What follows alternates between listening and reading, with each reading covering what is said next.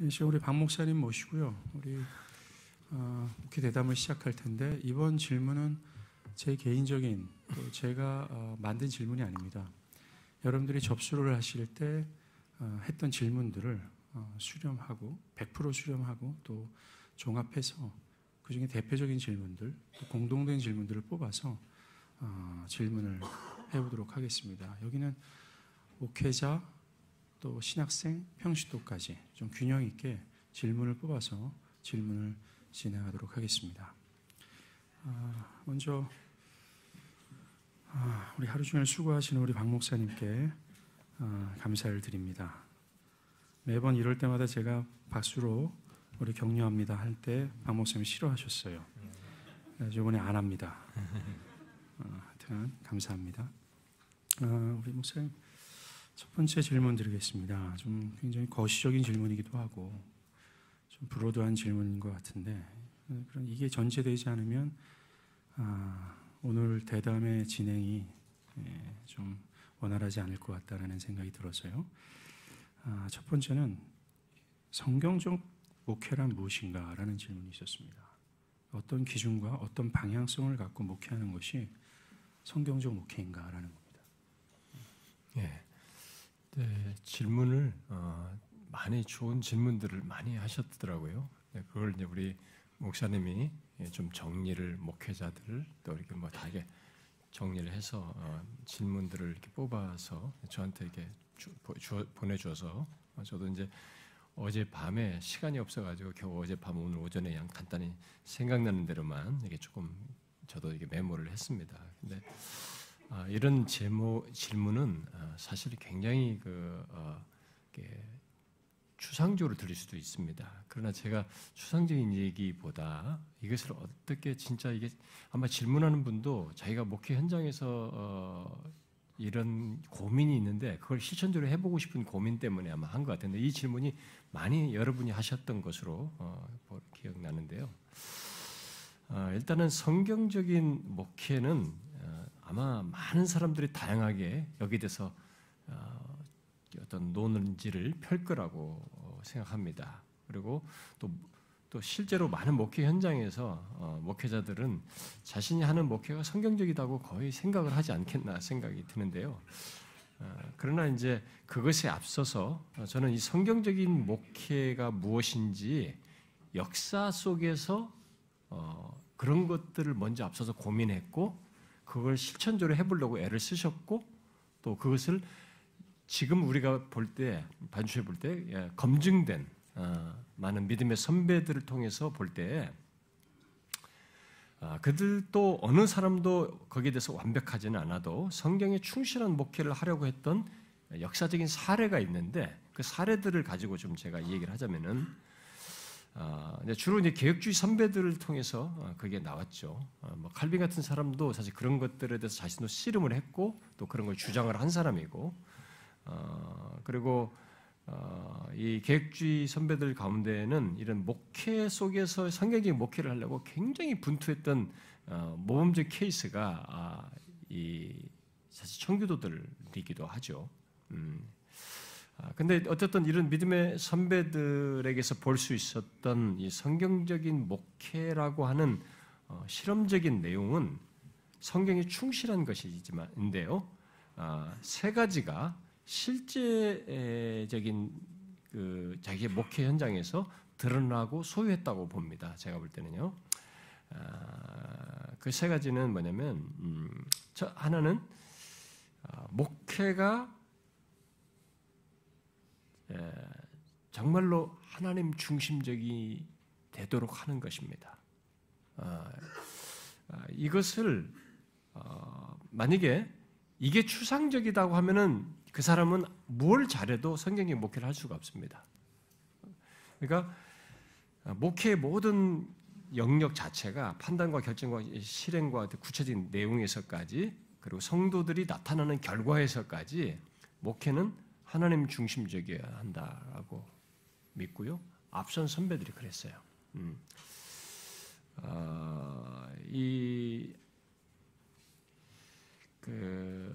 만약에 이런 것을 가지고 있지 않은데 사람이 늘어난다. 그것은 저는 긍정적이지 않다고 봐요. 왜냐하면 여러분도 알다시피 이단들도 사람은 많지 않습니까? 많이 들이잖아요. 그러니까 성경적인 목회는 일차적으로 하나님 중심성이 선명하게 드러난다고 생각이 됩니다. 근데 제가 종종 이렇게 듣는 반응 중에 뭐냐면은 성도들이 어떤 분이 그랬어요. 자기가 교회를 다른 교회에서 권사님으로 계시고 오래도 계시는데 목사님 제가 뭘 해도 여기서 신앙생활을 하면서 자기에게 결론적으로 내린 뭐냐면 자기 생각과 이런 반응이 자꾸 하나님 중심적으로 생긴다는 거예요. 그게 자기에게 없던 것이 이제 형성됐다라고 하더라고요. 근데 나는 그게 목회 현장에서 열매로까지 그렇게 나타난다. 목사의 모든 것에서 사역에서도 그래야 되지만 열매에서까지 그렇게 하나님 중심적인 것이 성도들에게서까지 나타나는 것이 그게 성경적인 목회다라고 봅니다. 두 번째는 목회가 철저하게 하나님 말씀, 성경 중심적이어야 된다.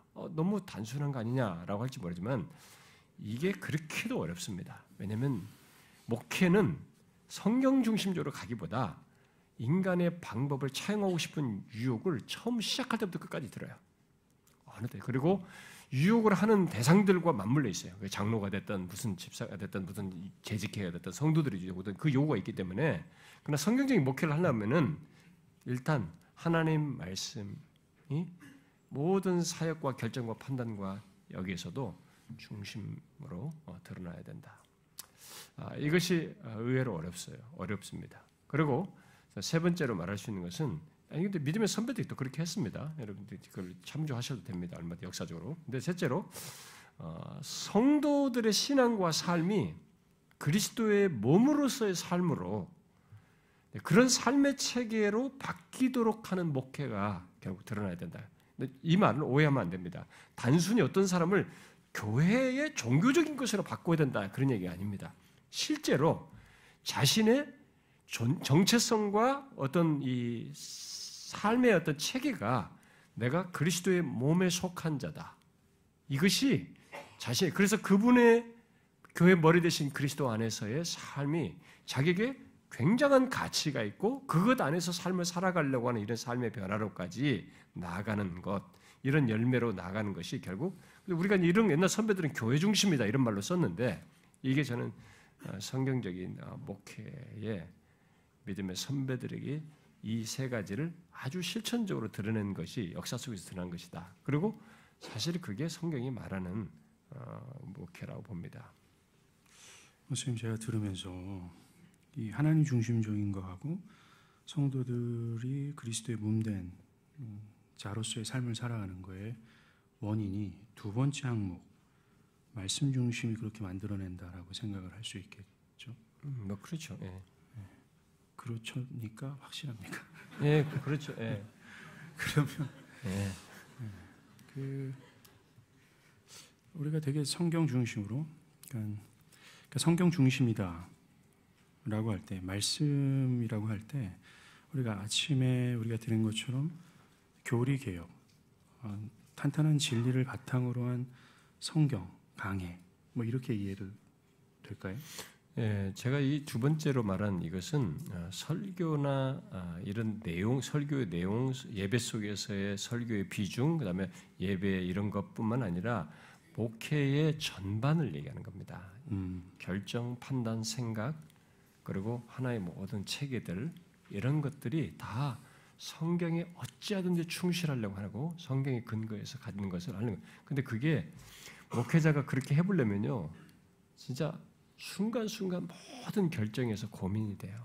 하나 직분자 임명하는 것까지 어떻게 사람을 세워야 될 것인가, 이 사람을 붙들기 위해서 내가 이렇게 해야 될 것인가, 아니면 이 사람을 바르게 세운 성경이 말한 그런 직분자로 세울 것인가, 이런 것까지 내가 고민을 다 해야 됩니다. 이런 전반을 제가 얘기하는 겁니다. 거기에 이제 아마 그런 것도 다 포함되겠죠.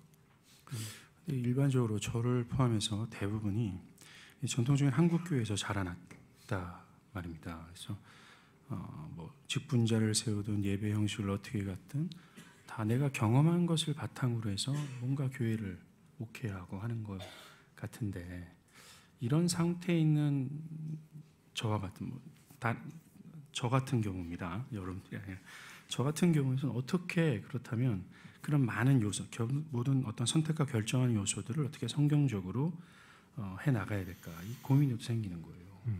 예, 그것은 그래서 이제 우리가 완벽하지가 않아요. 이전에 어떤 것을 배우고 어떤 것을 틀을 가진 사람들은 그걸 반영하거든요. 반영하기 때문에 쉽지 않지만 그러나 이 과정에 이런 성경 중심적으로 하고자 하는 이 전환 그리고 그것에 대한 씨름을 통해서 더 온전한 모습으로 나갈 거라고 저는 믿고요. 그런데 거기에는 하나의 전환이 있어야 된다고 저는 봅니다. 그 전환이 자기가 왜 내가 이렇게 성경 중심으로 해야 되는지 그것을 하나님을 대면해서 나는 가져야 된다고 믿어요.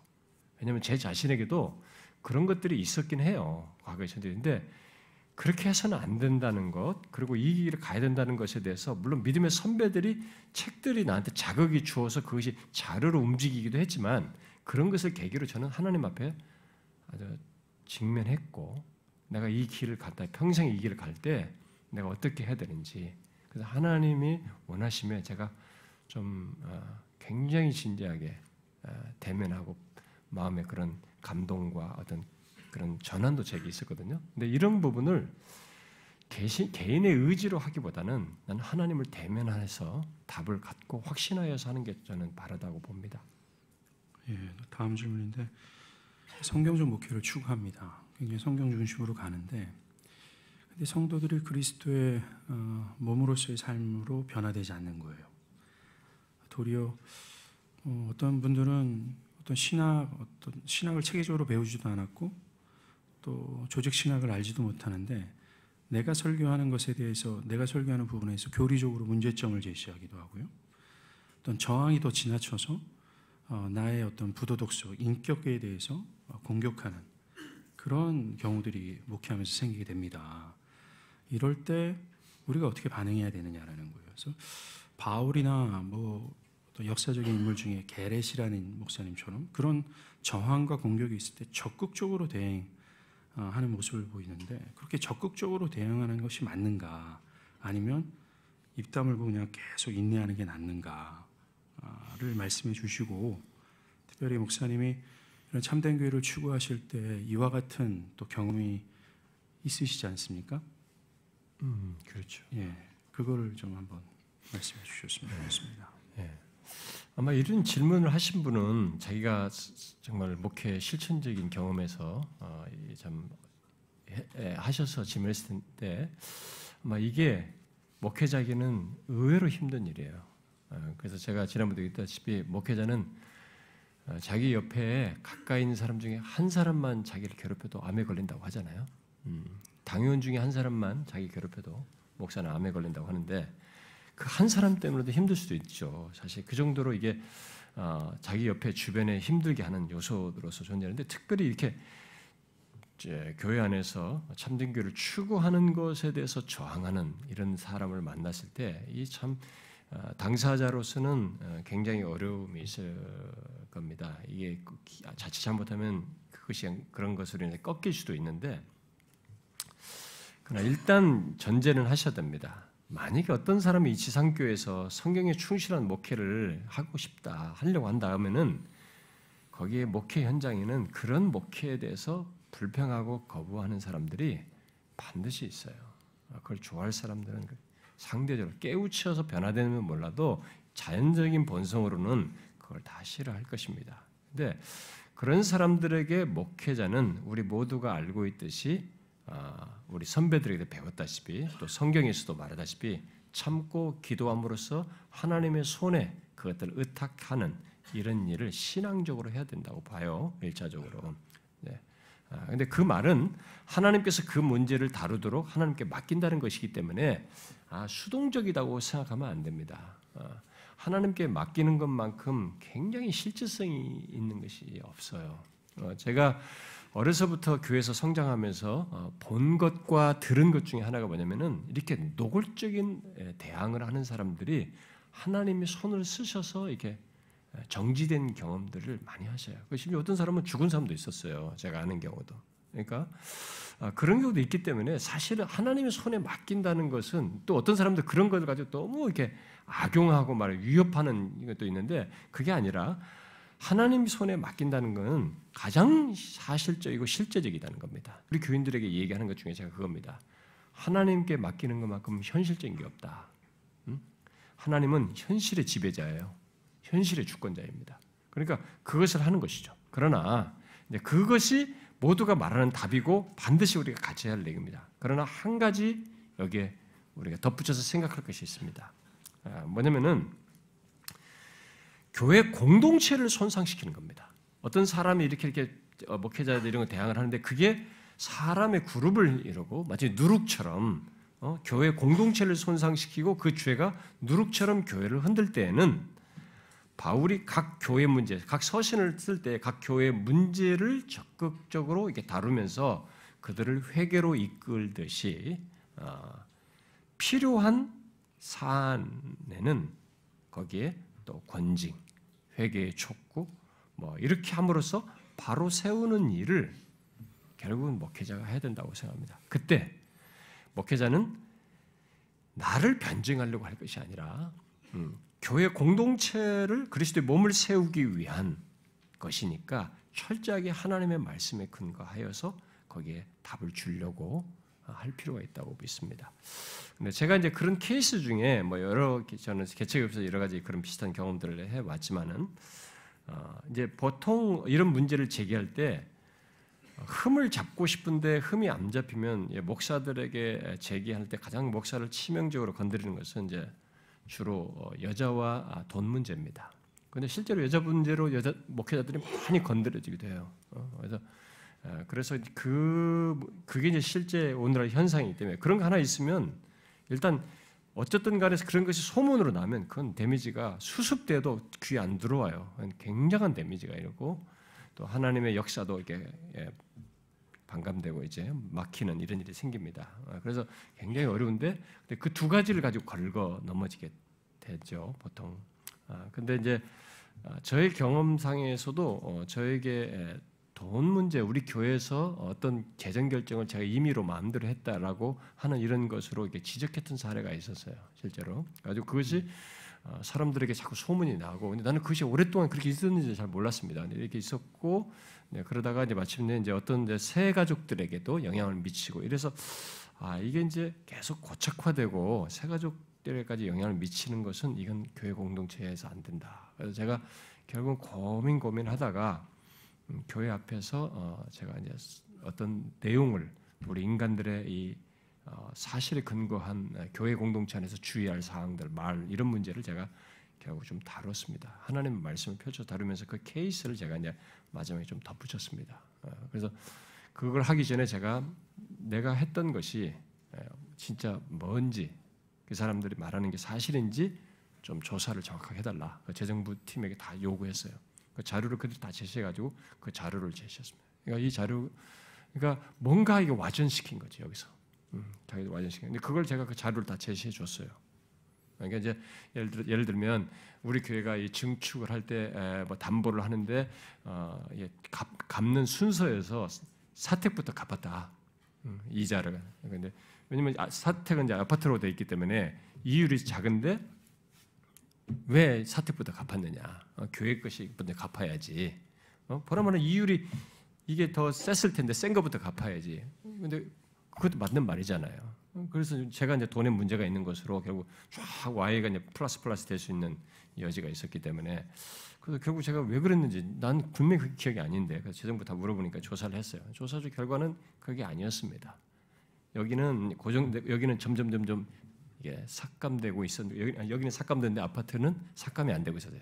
시간이 지나면서. 그러니까 결국 갚을 당시는 이게 이윤이 더 셌던 것이었어요. 그래서 교회가 결정해가지고 이것부터 해자고 했던 것이었는데 그게 이제 와전돼가지고 사람들을 한 거죠. 그것도 교회 중직자가 이렇게 소문을 막 낸 것입니다. 직분자가 결국. 그러니까 이제 이런 문제가 생겨요. 세 가족까지 다 상하게 되는 거죠. 그러면 이런 걸 하면 결국 어때까지 소문이 났냐면 박순영 목사의 가르침에 문제가 있다. 뭐가 이렇게 이제 결국 설교와 이런 것으로 건드려지게 돼요. 확장이 되는 거죠.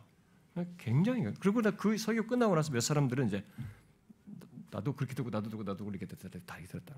근데 그 사람들은 그동안 제가 그런 위선자로 보였기 때문에 그 기간 동안은 설교를 통해서 은혜를 못 받고 있었던 것이죠. 그러니까 이런 문제에 대해서는 바울도 그랬잖아요. 바울도 사도권이든 그 사람이 더 이상 사도로서 역할이 안 될 정도로 데미지가 생기니까 거기에 대해서 규명을 하고 그들에게 회개를 촉구하고 돌아오도록 했기 때문에 이 공동체성이라 그리스도의 몸의 손상 여부가 기준이 돼야 되고 이것도 어디까지나 자기 감정을 개입하기보다는 말씀의 근거에서 다뤄야 된다라고 생각합니다. 그러니까 첫 번째와 두 가지가 함께 있어야 된다고 저는 봐요. 두 가지 내용이. 회개했습니까? 회개 안 했죠. 결국 뭐 사람이 선택할 수 있는 것 중에 하나는 회개를 하는 것과 아니면 그것을 자기 주장을 자기 자존심을 지키면서 이렇게 결국 교회를 떠나는 것 둘 중에 하나죠. 일반적으로 이제 후자를 택한 것이죠. 아니, 후자 상태예요, 사실은. 후자 상태에서 그런 일을 내막 속에서 다 가지고 했던 거죠.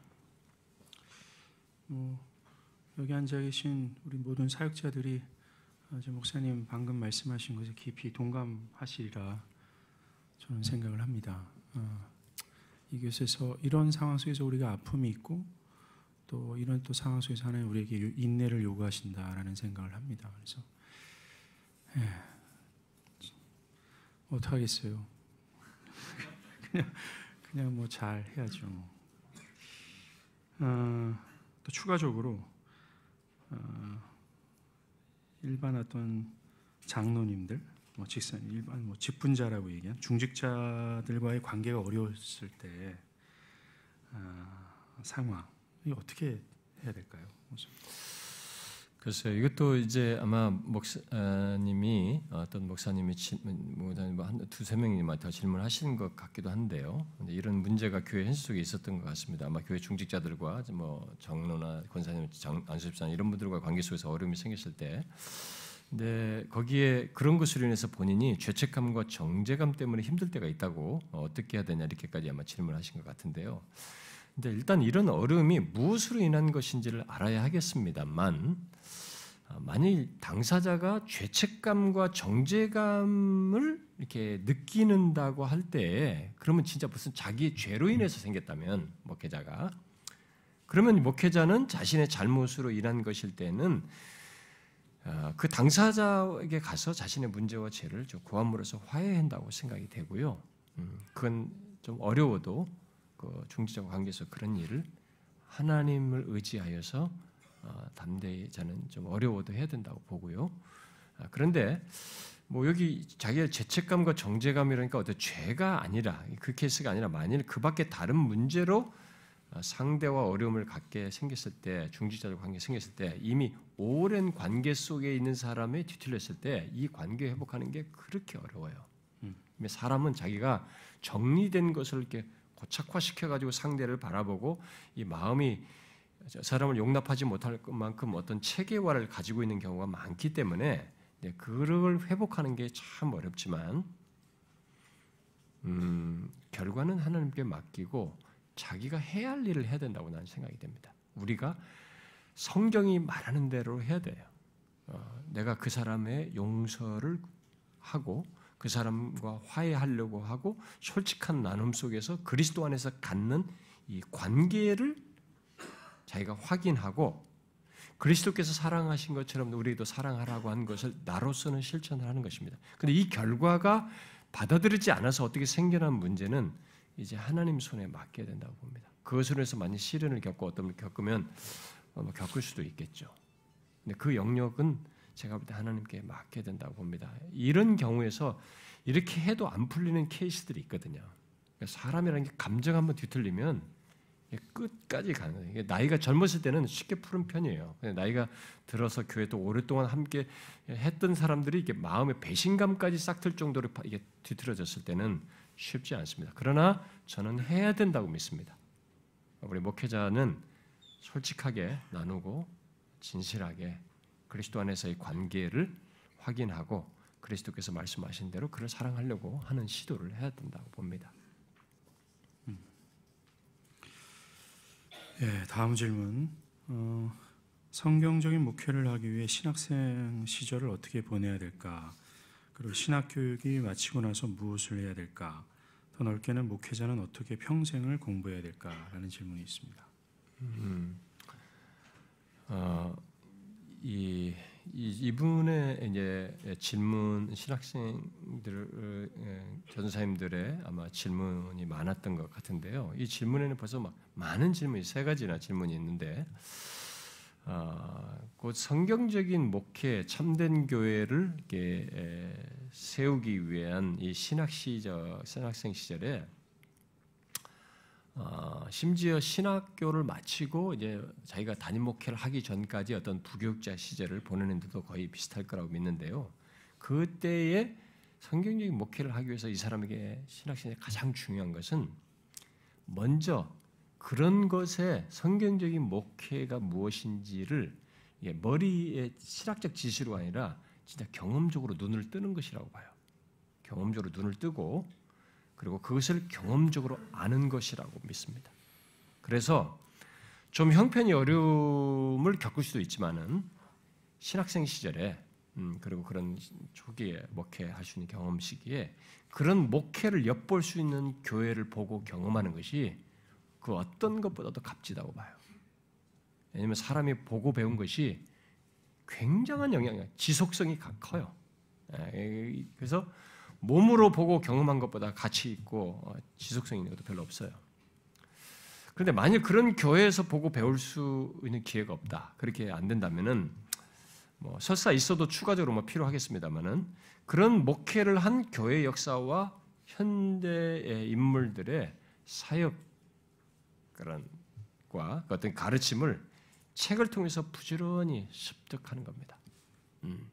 그것을 그 길이 그 사람에게 이제 2차적인 자료지만 그 2차적인 자료가 나에게 가치 형성으로 해서 성령께서 그래도 그렇게 하도록 나한테 감동하실 때 자료로 사용할 수도 있기 때문에 그런 일을 하는 것이 가장 중요하다고 봅니다. 신학생 시절을 보내는 데 있어서. 그 다음에 신학교를 마친 뒤에도 뭐 비슷합니다만 단지 이때는 그런 교회에서의 사역을 통해서 실천적인 경험을 할 수 있으면 최상이겠지만 만일 그럴 수 없다면 자신의 사역 속에서 성경적인 목회를 힘들더라도 실천하는 거야. 이 실천하는 프랙티스를 할 수 있는 굉장히 좋은 시즌이에요. 뭐 신학생 시절도 경험할 수도 있지만 특별히 이제는 신학생이 졸업하고 나서는 그것을 아주 구체적으로 내 사역이 이제 평생의 길을 가야 하는 것과 관련해서 경험을 하는 것이란 말이에요. 그러니까 그런 차원에서 힘들더라도 실천하는 것입니다. 자, 여기서 중요한 것은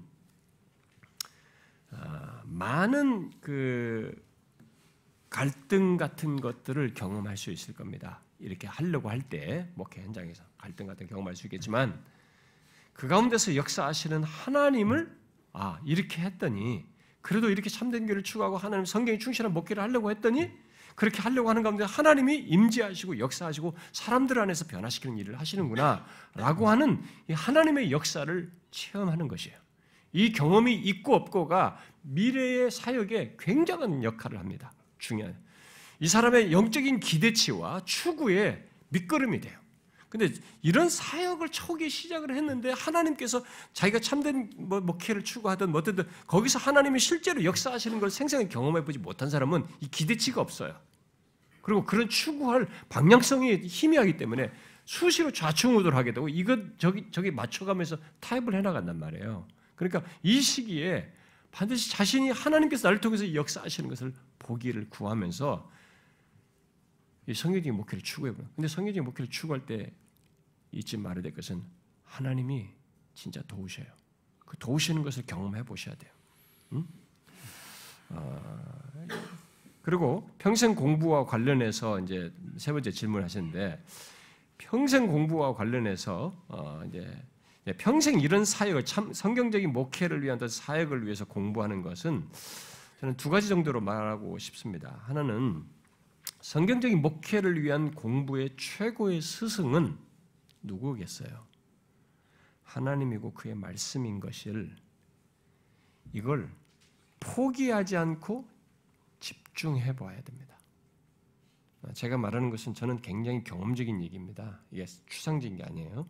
성경적인 목회를 위한 공부의 최고의 스승, 평생의 스승은 하나님이고 그분의 말씀에 따르는 것이에요. 만일 이것이 거짓이면 그 다음에 사역은 위선과 적절한 타협을 할 것입니다. 진짜 이것이 사실이라는 것을 경험을 하셔야 되고, 따라서 자신의 사고나 가치체계, 그야말로 목회의 모든 판단과 결정을 하나님과 그의 말씀을 이렇게 평생 따르는 것에 두고 하고자 해야 된다고 봅니다. 그게 평생 공부라고 보여요. 두 번째는 그것을 좀 더 구체적으로 적용해서 배우고 싶을 때 이런 것이 정말 사실인가? 그럼 이게 좀 더 구체적인 것들은 뭐 어떨 것인가? 이게 그림을 좀 그려보고 싶고 좀 와닿는 것을 배우고 싶으면 그렇게 목회한 사람들을 평생 동반자로 옆에 두고 배우는 것입니다. 리딩하면서 그들의 책들도 읽고 그러면서 그들의 책들을 통해서 배우는 거예요. 여기에는 여러분들이 알다시피 초대교회부터 그렇게 했던 역사의 계보들이 있어요. 아우구스티누스로부터 해가지고 뒤로 쭉 해가지고 심지어 중세 썩은 데에서도 이렇게 그렇게 했던 사람들이 있습니다. 뭐 우리가 알다시피 왈도파도 그리고 다 이게 이거죠 종교개혁 있고 종교개혁 이후에도 뭐 개혁파 정통주의도 있고 이렇게 청교도들이 있고 청교도 라인에서 쭉 보면은 막 쭉 있습니다. 18세기 영적인 각성이 일어났던 영적 각성 주역들, 그다음에 뭐 19세기에 뭐 스펄전이나 뭐 라일이나 뭐 보나르나 호라스 보나르나 뭐 이런 사람들 쭉 있고요. 20세기 넘어가도 여러분 20세기 와도 있잖아요. 뭐 메가더 목사나 뭐 존 파이퍼나 뭐 이런 사람들도 그렇고 로존스도 그렇고 뭐 좋은 사람들 많이 있잖아요. 이런 사람들을 역사 속에 쭉 있습니다. 이런 사람들 옆에서 꾸준히 두고 배우는 거죠. 그게 평생 공부에 좀 좋은 두 번째 길이라고 봅니다. 말씀 많이 하셨는데 그러면 그 신학생들에게 그 아까 교회 역사 속의 바이오그래피 어떤 한 인물의 통해서도 이 참된 목회를 배울 수 있다고 말씀하셨는데 실제적으로 목사님이 추천할 수 있는 두 사람이 있다면 당장 두 사람만 하면 안 될 것 같고요. 그래도 저는 여러분들이 다 우리 신학생 시절에 어떤 분이 중요한지 다 알잖아요. 아는데 최소한 따라가 봐야 된다고 봐요. 아우구스티누스도 그가 가지고 있는 것도 좀 충분히 좀 섭렵을 하시고, 그다음에 칼빈 같은 사람, 뭐 루터도 마찬가지로 칼빈 같은 사람의 그런 것도 좀 여러분 칼빈에 대해서 박사 받으려면 그 사람이 쓴 책만이 아니라 그 사람이 항상 성경을 강의했던 모든 주석을 봐야 됩니다. 그 사람들이 지금도 박사가 오면 레퍼런스로 그걸 달아야 돼요. 근데 거기에 그 사람의 그런 것들이 다 들어가 있어요. 네, 칼빈도 그렇죠. 그다음에 여러분들이 종교학자들 존 낙스 같은 사람 여기 이후에 연결돼서 그다음에 잉글랜드의 청교도들 많이 있습니다. 우리 나와 있는 것도 뭐 존 오웬이라든가 뭐 이런 사람들 많이 있잖아요. 청교도들 같은 이런 사람들도 여러분들이 쭉 배워보세요. 목회자. 그리고 청교도에 관한 책들을 먼저 읽고 청교도의 사람들을 따라서 읽어봐도 됩니다. 청교도에 관한 책들이 아마 10권 나와 있어요. 근데 그런 것들 읽고 이렇게 하면은 여기서 좀 더 이 워밍업을 잘 해줘요. 그리고 방향성을 다시 해주기 때문에 이거 하고 청교도 인물들로 가시고 그다음에 계획파 정통주의 있잖아요. 계획파 정통주의들의 많은 책들도 요즘 특별히 많이 나옵니다. 그런 것들.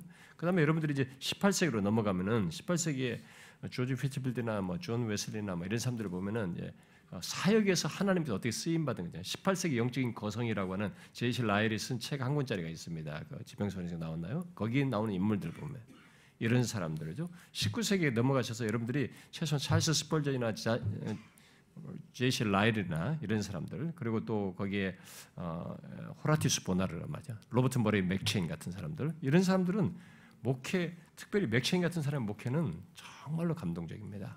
그러면 그런 것들을 충분히 한번 다 읽어보실 필요가 있어요. 스펄전의 목회에 대한 책도 한번 쭉 읽어볼 필요가 있고요. 그다음에 이제 20세기로 넘어가서 여러분들이 뭐 로이 존스나 뭐 메가더나 뭐 파이퍼나 뭐 탁월한 사람들 있잖아요. 이런 사람들을 좀 같이 다 읽어보는 거예요. 이렇게 쭉 계보를 따라서 읽어보는 거예요. 한두 사람으로 말할 수 없을 정도로 그냥 다 포기하지 말고 옆에다 두고 그런 사람들은 읽어 나가는 것이 간접적으로 배울 수 있는 좋은 길이라고 믿습니다. 네, 그럼 목사님 신학생 시절이든 전도자든 부교육자 시절 때 아까 목사님 말씀하신 것처럼 어떤 자기 그 부서나 어떤 자기 어떤 영역 안에서 이 성경적 목회를 향한 어떤 분투, 거기서 또 하나님의 그 도우심을 경험하는 것이 굉장히 중요하다라고 말씀하셨는데, 현실적으로는 부딪히는 게 있습니다. 내가 어떤 교회에 속해서 부교육자로 이런 어떤 참된 교회 방향성을 가지고 가는데 그 교회의 방향성과 충돌할 때가 있어요. 담임 목사님의 교리와 또 충돌할 때가 있습니다. 이럴 때 이게 과연 그게 현실적으로 가능한지, 또 그런 상황에서 또 어떻게 해야 되는지 이게 궁금합니다. 이게 네. 4번 질문 될 거예요. 예. 그게 참 어려워요. 우리 부교육자 시절에 그게 참 어렵습니다. 그럼에도 그런 조건에서 만약에 자기가 바르게 목회 사역을 해보려고 하는 것이 허용이 된다면, 그 조건에서 한다면은 하나님이 허락한 그 자리에서 성경에 충실한 사역을 하는 것이 더 높으신 권세에 더 크신 하나님께 자기가 부르심에 따라서 합당하게 행하는 것이라고 봅니다. 그렇게 해야 되겠죠, 당연히. 그런데 만일 그것을 하지 못하게 할 때, 목회자가 담임 목사나 이런 데서 하지 못하게 했을 때는 저는 이게 다툼과 충돌 그리고 교회 분열을 일으키기보다 조용히 사임하는 게 더 낫다고 봐요, 개인적으로. 저는 개인적으로 그렇게 믿습니다. 어떤 사람은 아니 계획을 외치다가 생기는 분열은 어쩔 수 없는 거 아니냐, 그냥 밀고 나가야 되지 않느냐 이렇게 말을 하는 사람도 있습니다. 여러분, 지난 종교개혁의 역사 속에서 성경적이지 않은 한 가지 사실이 뭔지 아세요? 교회 분열이었고 그 분열 속에서 사람들이 많이 싸우고 적대한 겁니다. 이게 뭐 같이 예수 믿는데 완전히 그냥 반대 적대자들이 된 거예요. 이건 사단만 좋아할 일이지 성령께서 원하시는 일은 아니에요. 그래서 개혁은 그리스도의 몸된 교회의 하나됨을 지키고 세우기 위해서이지 깨트리고 분열시키기 위해서 개혁하는 게 아닙니다. 그런 개혁은 정상적인 개혁이라고 볼 수가 없어요.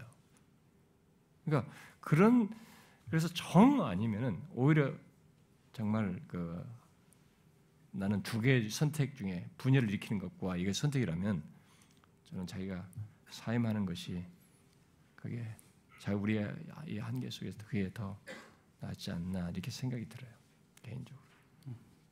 근데 이 전사님들이 굉장히 고민 많이 하셔요, 진짜. 근데 이게 그만큼 우리 현실이 안 좋다는 거죠, 우리들의 영적인 현실이. 가뜩이나 갈 곳이 없는데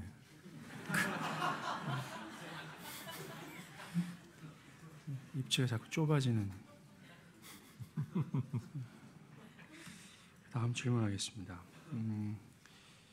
이런 성경적 목회를 할 경우에 실제적으로 수적 성장이 잘 되지 않는다라는 질문이 있습니다. 그러면 이 참된 교회는 이 수적 성장을 완전히 배제해야 되는가? 이것에 대한 생각 자체를 어떻게 해야 되는가? 이런 질문이 있습니다. 여러분, 참된 교회를 추구하면 상대적으로 수적인 성장은 더딥니다. 그건 부인할 수 없어요. 왜냐하면 상대적으로 반대편을 보세요. 일반적으로 이 마케팅 처치나 이렇게 방법을 써서 사람의 수적인 성장을 도모하는 이 성장주의를 추구하는 이런 교회들은 거기에 모든 방법을 다 동원합니다. 그렇기 때문에 여기와 비교가 안 되죠. 여기는 그런 방법을 배제하면서 하는데 아무래도 수적으로는 여기, 그러니까 그걸 수적인 것으로 기준으로 삼으면은 참된 교회를 추구하는데 목말라서 죽습니다. 진짜로 하다가 포기하고 싶고 그만두고 싶죠. 그러니까 숫자라고 하는 이 우상, 숫자라는 이 기준을 완전히 머릿속에서 지워야 돼요. 지워야 되고 대신에 어디에 초점을 두어야 되냐면요, 사람의 진실한 변화와 회심에 더 가치를 두고 하셔야 됩니다. 이 역사가 사람 숫자 많은 것보다 하나님 보시기에는 훨씬 낫습니다. 여러분들이 누가복음 15장 나오잖아요. 한 사람이 회개하면 거룩한 사자 앞에서 기쁨이다. 천상의 기쁨이에요. 하나님의 시각에서 그게 그렇게 중대하고 큰 기쁨이 되는 것입니다. 그러면 질문하시겠죠. 아니 성장이 없나? 우리는 잠정이 좀 그렇지 않죠. 여러분들이 사도행전에서 보다지만 사도행전에 숫자가 나와 있어요. 3,000명이 더 하더라, 5,000명이 더 흥왕하더라, 이게 그게 나오지 않습니까? 근데 여기서 하나님께서 우리에게 말해준 것 중에 하나가 뭐냐면은 진정한 생명의 역사의 숫자 더함은 하나님 소관이라는 것입니다. 우리는 그것을 바라고 하나님이 초대교회가 했던 것처럼 어떻게 해서 이렇게 숫자 성장이 있는지 하나님께서 그런 진정한 숫자의 성장이라고 생명의 구원의 수를 더하는 이런 진정한 역사를 하나님께서 어떻게 일으키시는지에 대한 사도행전의 방법을 우리가 따라야 돼요. 뭡니까? 말씀과 성령을 통해서요. 그 안에서 진정한 사람들의 생명의 역사와 변화 속에서 있는 것입니다. 거기에 천착해야 돼요. 힘들어도 시간이 좀 걸리더라도 자꾸 옆에 교회 이게 교회는 몇 명 모이는데 저쪽에 어디 그거 비교하지 말아야 돼요. 그거 여러분 우리를 힘들게 하는 겁니다. 개인적으로 목사님은 그런 생각 안 하셨어요? 했죠 옛날에 저도 그런 유혹이 많이 왔죠. 어떤 사람을 놓치고 싶지 않아서 저도 타협하고 왜냐면 뭐 설교 길이 무슨 설교 어쩌고 하는데 그걸 좀 약간 갈등도 됐죠. 했지만 그건 양보하기 어려웠어요. 하나님께 기도하면 기도할수록 아니라는 게 너무 선명했고. 그러면 이제 반대급부로 나는 참된 교회를 추구하고 있기 때문에 성경적 목회를 추구하고 있기 때문에 나는 수적 성장을 또 생각하지 않기 때문에 우리 교회는 이렇게 작다라고 하는 식으로 핑계를 대고 자신의 게으름을 변명하는 그런 목회자들도 있지 않을까라는 생각이 듭니다. 그런 거 있어요. 실제로 그런 분이 있는데 그러면서 이렇게 마치 자기만의 우월감을 가져요. 이게 바르게 하는 사람들의 큰 맹점은 뭐냐면 우월감이에요. 지나치게 우월감이에요. 우리는 옳고 너네는 틀리다. 이렇게 하면서 나는 이렇게 하기 때문에 이런 거야 라고 하면서 자기를 자꾸 정당화하는데 그 하나님을 제한하는 것입니다. 그럼 마치 이것도 자기가 잘해서 이게 됐다는 얘기잖아요. 말이 안 되는 것이고 아까 말했잖아요. 우리는 끝없이 하나님이 시키는 대로 해야 됩니다. 복음을 전해야 되고 사람들의 진정한 역사를 위해서 애써야 되고 그런 가운데서 하나님께서 사람들을 더하게 하시는 이 일을 보기를 구해야 됩니다. 거기에 대해서 뭘 자꾸 근데 어떤 사람들은 조금만 뭐 하면은 사람이 좀 늘어나면 저기는 벌써 뭔가 타협을 했기 때문에 늘어난 거다. 저한테 실제로 이게 어떤 분들이 제가 직접 들은 게 아니고 우리 교회 사역자들이 들었다고 하는데 누구 통해서 하늘영광교회는 너무 타협을 많이 해서 사람이 늘어났다 이렇게 말을 했다고 하더라고요. 그러니까 저는 그건 하나님만 아신다고 믿습니다. 그런데 그런 식으로 우리가 자기를 정당화하는 건 바르지 않다고. 주님 앞에 마지막까지 한 영혼이라도 구원 얻도록 하기 위해서 말씀과 성령의 역사를 기대하면서 그다지 자기는 최선을 다해야 된다고 믿습니다. 여기에 조금 더 게으르지 말아야 된다고 믿어요. 평신도 분들 중에서 질문한 내용인데요.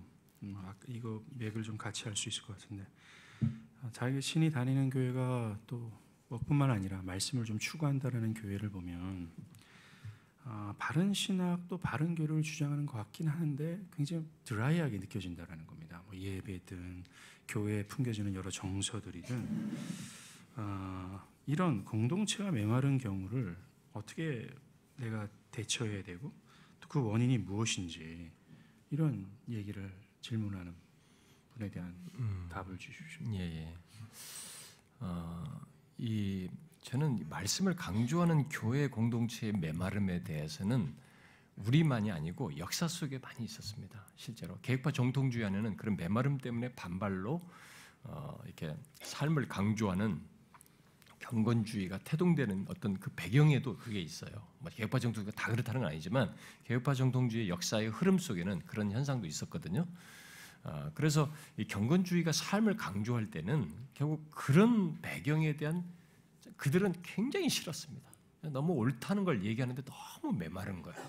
그게 힘든 거예요. 그게 역사 속에 있었고 지금도 있습니다. 실제로 어떤 분이 저한테 상담을 요청한 케이스가 있었는데 자기는 어떤 엄격한 개혁주의라는 교회에 속해 있다. 그래서 나는 뭐 엄격한 개혁주의라는 말을 이렇게 자기 교회를 스스로 쓴다는 것에 대해서 잠깐 좀 저도 의아스러워했습니다만 어쨌든 자기는 엄격한 개혁주의 교회라고 이렇게 하면서 그 교회에 속해 있대요. 속해서 있다고 그래요. 근데 그 교회에서 근데 계속 그 모든 하이델베르 그 웨스민스터 막 모든 교리 막 이런 거 철저히 가르치고 아이들에게도 감송시키고 막 그렇게 한다고 그래요. 그리고 서로 그룹 나누면도 그런 거 하는데 자기가 몇 년을 보면서 너무 메마르다는 거예요. 정말 그게 어떻게 해야 되냐 이상하다는 거죠. 너무 괴롭다.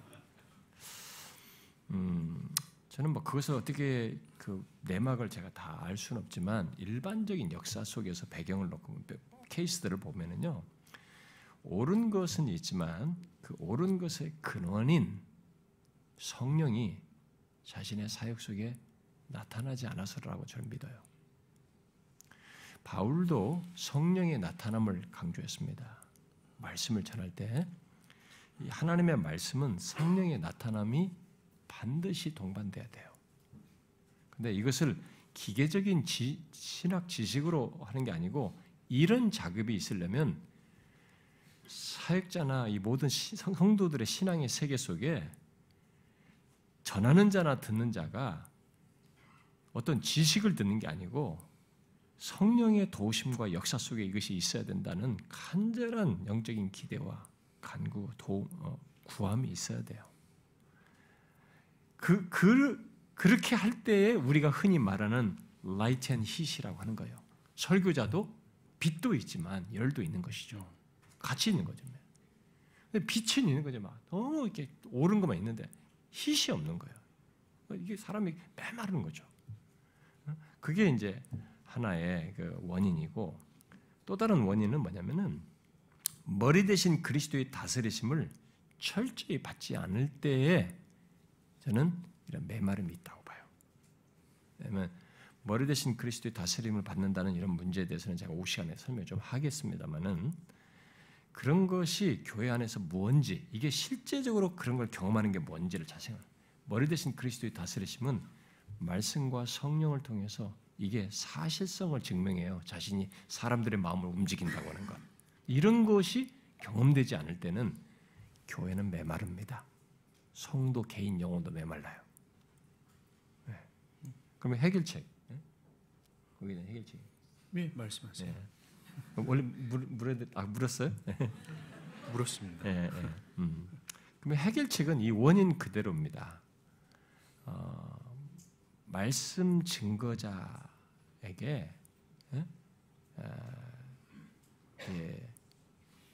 자기가 옳은 것을 많이 알고 정통한 것, 바른 것, 계획주의를 아는 것, 이 알고자 하는 노력, 열심 이상으로 반드시 이것은 10%도 안 된다라고 생각하셔야 됩니다. 여기에 이것을 힘있게 하시는 성령의 역사가 있어야 돼요. 거기에 목숨을 걸 정도로 그게 자신의 말씀 증거의 기대치의 전부를 채워야 됩니다. 여러분, 스펄전 목사의 이 성공 사례 중에 뭐가 있느냐면요, 그 말씀 전할 때 그 밑에서, 그리고 자기가 설교하기 전에 성령의 역사를 기대하는, 기도해주는 그룹들이 있었어요. 그리고 자기도 항상 그 기도를 하면서 올라가요. 설교하다가도 자기가 메마르면 중간에 성령이여 도우소서라고, 여러분 그 사람 설교집 읽어보면 그게 가끔 어디서 나와요. 설교하다가 성령이여 도우소서 그래요. 그게 이 사람에게 항상 마음에 있었던 것입니다. 이게 부인할 수 없는 사실로 있어야 됩니다. 왜냐하면 우리가 뭘 알아서 사람들이 바뀌는 일은 없어요. 지식을 공유했다고 해서 이 사람이 거룩하게 바뀌는 일은 없는 것입니다. 한 사람의 생명의 역사가 거룩하게 변화되는 이런 역사는 신적인 일인데, 성령의 일인데 어찌 그게 내 말 잘해서 변화될 수 있냐. 이게 사람을 흥분하는 것 같은 건 내가 조작할 수 있지만 진정한 의미에서 변화는 나에 의해서 일어나지 않습니다. 그 성령에 의해서 일어나는 거죠. 그 부분에 천착해야 돼요, 진짜. 저는 개인적으로 이게 항상 예배 전에 한 30분 전에 저는 항상 밑에서 이게 기도하다가 강대상 올라가는데, 이 기도 항상 빠뜨리는 기도 제목이 그래요. 하나님, 너무 조촐한데 제가 이렇게 준비했어도 이것밖에 안 된다. 근데 여기서 하나님의 은혜를 좀 주셔야 제가 이게 좀 잘할 것 같습니다. 그거 부탁하고 올라가는 기도예요. 근데 그렇게 했는데도 어떤 때는 교만해가지고 이게 그런 하트의 hit이라고 할 만한 것이 나타나지 않을 때가 제법 있어요. 우리는 그게 첫 번째로 해결책으로 있어야 되고요. 아까 또 말한 두 번째도 원인에 대한 대답이에요. 그리스도의 다스리심을 모든 것에서 철저히 받는 것입니다. 예배, 말씀, 이런 모든 것 속에 자신의 특별히 말씀을 증거하는 그것만이 아니라 그 밖에 속에서도 말씀과 일치되어서 그리스도의 다스림을 받는다는 것이 같이 나타나야 돼요. 그래야 안 메마르집니다. 이게 메마름이 이런 위선에 대한 자각 속에서 생겨나요. 목회가 그런 면에서 얼마나 치밀한 문제인지 영적이니까요. 그런 것을 우리가 이런 데서 생각해 볼 수 있습니다. 네, 목사님, 이거는 성도가 교회를 바라보는 관점인데요. 반대로 교회가 성도를 바라볼 때 우리는 메마르지 않고 있다. 우리는 성령의 역사를 좀 누리고 있다. 근데 당신만 그러는 것 같다라는 또 견해가 있지 않을까라는 생각. 그럴 수 있죠. 예, 여기는 다른 사람인데 어떤 사람은 자기가 메말라 가지고 자기 메마르니까 일반화시키는 거예요. 우리 교회는 다 은혜가 없어 이렇게 하는 좀 마음이 굳은 그런 신자가 교회 안에 있을 수 있죠. 근데 그런 메마름은 거의 다 자기 자신이 성령을 제한하거나 하나님께서 성령께서 말씀으로 자기에게 주시는 것들을 이 사람이 순전하게 받지 않는 가운데서 생겨. 그게 이 사람에게 이미 누적되어 있으면 그 영혼은 100% 메말라져요. 왜냐하면 듣는 모든 지식이 지식으로 끝나잖아요. 벌써. 그리고 자기가 스스로 카트하고 제한하고 판단하고 있기 때문에 그런 조건에서는 메말라집니다. 그리고 죄가 있으면 죄를 품고 계속 그런 죄든 어쨌든 공동체 안에 죄를 품고 신앙생활하는 신자는 자기가 영혼이 메마를 수밖에 없어요. 메마른데 회개치도 않고 회개지 않은 조건에서 계속 교회에 있는데 자기 영혼이 메마르지 않고 정상적인 것은 그게 정상적이겠어요? 그렇지 않아요. 그 사람이 정녕 성령이 거하는 신자이면 그런 것으로 해서 영혼이 메마르다고 하는 성령의 치심이에요. 성령께서 자신의 임재를 거두심으로써 나타나는 그 증상이 있는 것이 맞는 거죠. 예. 나온 질문이 있는데요. 시간이 얼마 안 남아서 한 가지만 질문하겠습니다. 두 가지 할게요. 짧게 대답해 주십시오. 참된 교회가 추구하는 부흥이 뭔가? 이겁니다. 그 얘기 잘 안 거죠? 그거 할까요? 아니 이게 뭐 아마 이거 해야 될 것 같은데. 그럼 요거 다음에 해줘요. 그래? 그래요.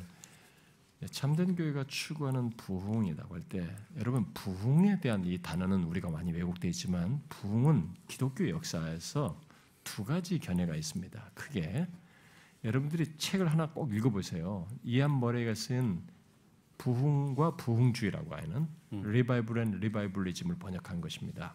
그 책은 여러분들에게 역사적인 식견도 갖게 할 뿐만 아니라 목회에 상당한 인사이트를 줄 겁니다.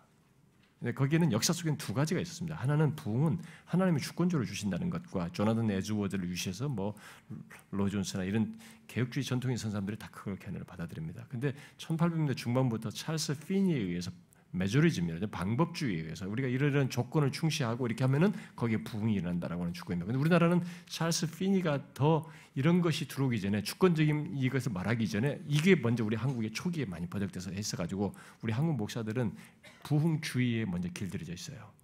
근데 부흥주의는 참된 교회에서 말하는 성경이 말하는 부흥도 아니고요. 참된 교회 추구해서는 부흥도 아니라고 봅니다. 그러면 참된 교회 추구하는 부흥은 뭐겠어요? 여러분 부흥은 숫자를 가지고 말하는 게 아닙니다. 부흥은 하나님이 자기 백성들 가운데 자신의 현존을 선명하게 드러내시는 거예요. 이것은 많은 것을 내포합니다.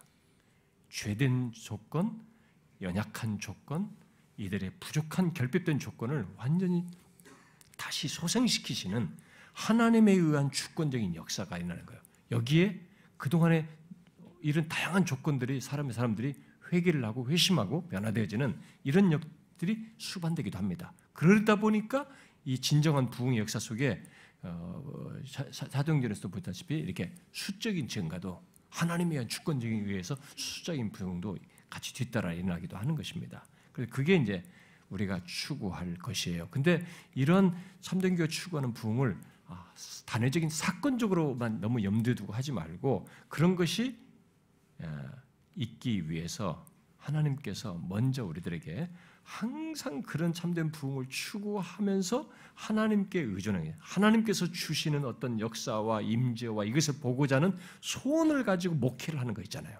그런 부흥을 사모하는 가운데서 그런 방향성을 가지고 목회를 하고 가르치고 전하고 갈망하는 거 있잖아요. 나는 이것을 계속 견지해야 된다고 믿습니다. 저는 개척할 때부터 그 소원을 가지고 있었어요. 그래서 하나님 영광에 대한 목마름 설교할 때 저는 그 부흥에 대한 사모함을 가지고 했어요. 근데 저는 지금도 그거 안 꺾여 있어요. 그때만큼 열심히 좀 덜 하지만 저는 조국교회도 마찬가지로 우리 사역 안에서 그런 때를 한번 꼭 우리 교회가 정말 그런 역사가 있기를, 우리 성도들이 지금도 얘기합니다. 그런 역사가 하나님께서 있게 해주시길, 제가 사역을 마치기 전에라도 그렇게 한번 경험하게 해주시기를 구하고 있어요. 근데 역사 속에는 하나님이 주권적으로 하다 보니까 키드민스터 같은 데에서는 리차드 박스터에 의해서 키드민스터 리바이벌이 일어났다고 하는데, 키드민스터에서 리바이벌이 그 사람에게 일어나기 전에 리차드 박스터는 내가 사역 속에서 부흥이 일어난 키드민스터의 부흥은 선임 목사의 앞선 그런 역사 속의 배경에 자기가 열매를 거둔 것이다, 이렇게 했어요. 이 앞선 사람은 그런 부흥을 갈망하고 구했던 것이 있었던 것입니다. 그러니까 내 때 없을 수도 있기는 하겠습니다. 그러나 우리가 그걸 하는 가운데도, 그 과정에서도, 그런 추구를 하는 가운데서도 하나님은 그걸 기뻐하셔요. 자신의 주권적인 은혜와 역사와 임재를 사모하는 가운데 있는 사모하는 자들을 그렇게 크게는 하지 않아도 그 갈망하는 자들을 채우시는 게 있기 때문에 난 참된 교회 추구하는 부흥은 막 그런 부흥을 사역 속에서 추구해야 된다고 믿습니다. 시간이 없지만요, 목사님. 그 부흥과 부흥주의에 보면 그 부흥의 원인을 이한머리가 아주 집요하게 그와 같은 설교, 그 개혁주의적 설교에 그 비중을 두고 있거든요. 예. 그러면 우리가 힘써야 될 부분들은 그것이 아닐까라는 생각이 듭니다. 네. 그래요. 이한마리가 거기서 참 중요한 포인트를, 역사적인 서베이를 해가지고 역사 속에서 그런 자료를 가지고, 성경과 역사의 자료를 가지고 제시를 하는 것이 있는데, 역사를 놓고 보면 참된 부흥이 일어났을 때, 이 부흥주의와 달리 참된 부흥이 일어났었던 이 역사의 사건들 속에서는 거의 공통적으로 이 설교자들이 소위 개혁주의자들이 말하는 그런 칼빈주의적인 교리잖아요. 그러니까 하나님의 주권과 하나님께서 역사하시는 이런 교리들, 그래서 하나님에 의한 구원들, 칭의와 거듭남과 이런 복음의 순전한 이 메시지들을 이들은 다 공통적으로 가지고 있었다는 거예요. 조나단 에드워드도 그렇고 다 그렇습니다. 여러분 조사해 보면 알아요. 저도 부흥을 연구해서 공부를 했기 때문에 조사해보면 그들은 다 공통적으로 그게 있었어요. 그러니까 메시지에서부터가 부흥을 일으킬 때 사용하는 도구의 가장 중요한 이 메시지, 큰 도구, 가장 큰 도구인데 그 도구에서부터 그런 공통점이 있었어요. 그러니까 당연히 우리가 그걸 가져야 되겠죠. 참된 부흥을 맛보려면 그걸 가져야 되겠죠. 네, 마지막입니다. 교회 개척을 준비하는 목회자는 무엇을 어떻게 준비해야 될까요? 라는 질문입니다. 네.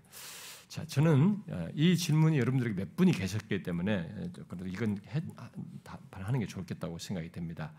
성경적인 교회 개척, 참된 교회를 추구하는 그런 교회를 개척을 하고 싶다라고 할 때는 저는 솔직히 말해서 제 자신은 교회 개척에 대해서 전혀 마음이 없었는데 하나님이 확 꺾으셔가지고 제가 했기 때문에 개척에 대해서 저는 이렇게까지 짧은 시간에 많은 걸 못했습니다만, 그러나 제 안에 하나님께서 한 가지를 준비시켜 준 게 있었는데요.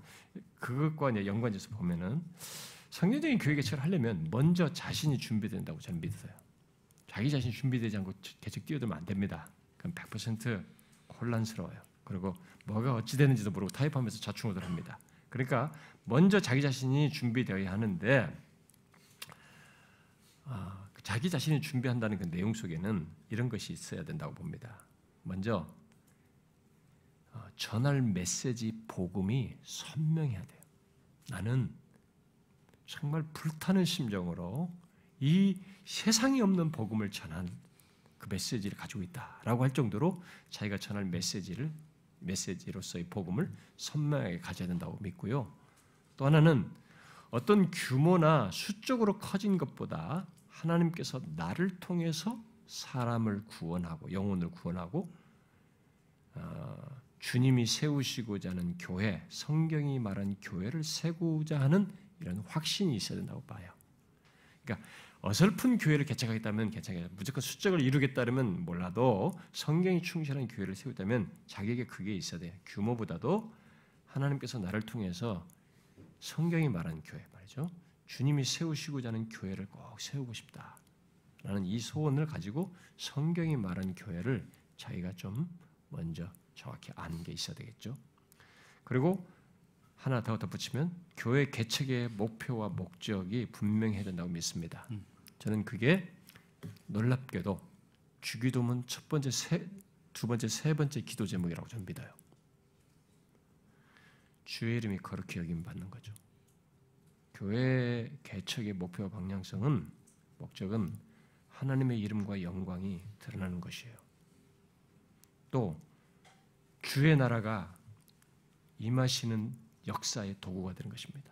사람들이 구원을 받는 모든 역사가 결국 주의 나라가 임하는, 그래서 사람이 구원을 받는 거죠. 생명의 역사가 아니라 사람들이 건짐 받는 역사죠.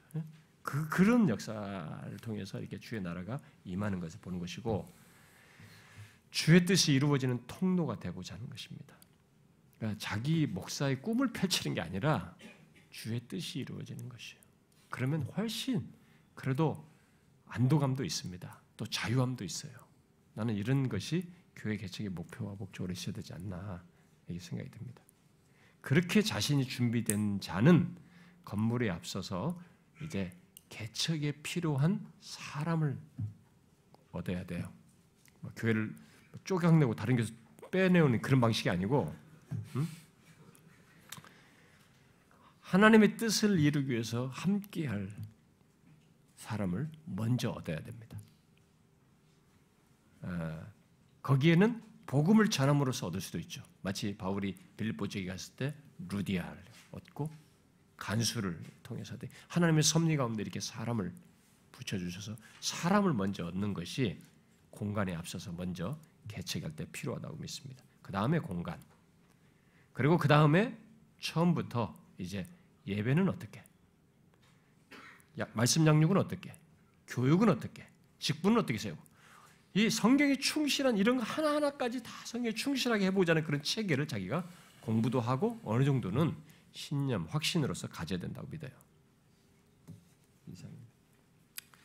기도 마치겠습니다.